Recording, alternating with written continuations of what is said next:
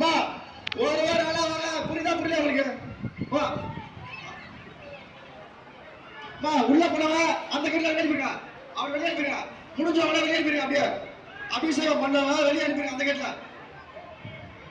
அபிஷேகம் பண்ணி முடிச்சவங்கள அந்த கேட்ல வெளியே அனுப்பிருக்கா. அப்படியே கொடுத்த முடியுங்க. ஒரு வாரம்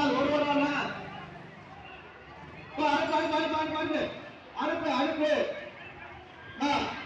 எப்படி வர சாமியை பார்க்கலாம். எப்படி வந்தாலும் சாமியை பார்க்கலாம். பொறுமையா பாருங்க, அவசரம் இல்ல. குடத்தை நல்லபடியா வரணும். குடம் நல்லபடியா வரணும். பொறுமையா இருந்து சாமி அருள வாங்க. பொறுமையா வாங்க. முருகன் அருள் உங்களுக்கு கண்டிப்பா இருக்கு.